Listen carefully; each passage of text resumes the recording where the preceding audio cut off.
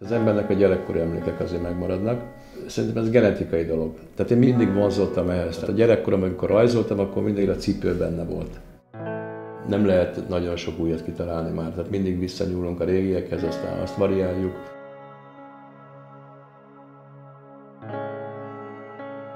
Dédszüleim szegedi papucsot készítettek.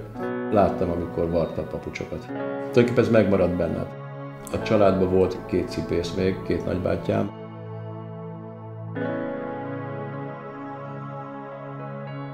Miután a Rádkai Sanyi bácsi már 90 éves elmúlt, és nem volt, aki tovább vigye ezt a szegedi papucs történetet, aztán megkerestek tőlünk akkor még létező alapítványtól, hogy nem volna kedvünk folytatni ezt a szakmát.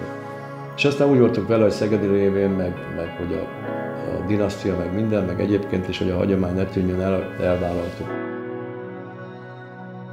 Kézzel készült cipőket készítünk, ami azt jelenti, hogy kézzel varott és teljesen természetes anyagokból készül. Ezek a cipők úgy készülnek, mint valóban ezelőtt 100 évvel, amikor kitalálták ezt a technológiát, de ennél jobb technológia pillanatnyilag nincsen. Soha nem lesz olyan tartós egy géppel varott cipő, mint egy kézzel varott. És én úgy gondoltam, hogy inkább maradok a minőségnél, mint a tömegnél. 3 szakmából áll össze. Van egy cipőfelső részkészítő, van egy modellkészítő, meg van egy aljakészítő. Ezt mind 3-at megtanultam, és így egy kézben van a dolog. Török eredetű ez a szegedi papucs egyébként, csak annyiban különbözik, hogy a szegedi csizmán ilyen kitaláltak, hogy egy kicsit magasabb sarkat tesznek rá, hogy nőiesebb legyen. Török papucson nem volt hímzés, mint a pipacs, az mindig a fő motívum, és ezen kívül rajta van általában az imola, a búzavirág és a búzakalász minden esetben.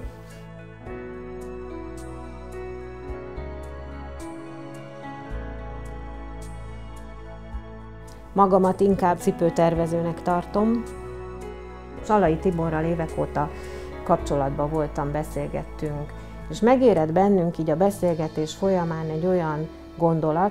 Itt van nekünk ez a csodálatos hagyományunk, ez a úgymond szögedi papucs. Ez engem nagyon érdekelt, hogy milyen érdekes lenne a mai trendi design tárgyakban megjelenni, és mint megtudtam, ez egyáltalán nem is olyan egyedi gondolat részemről, mert ez jelen van a világban. A Dolce Gabbanáék, Pradáék és egyáltalán a nagy márkák mind keresik ezeket a gyökereket, hogy melyik kultúrából honnan tudnának meríteni.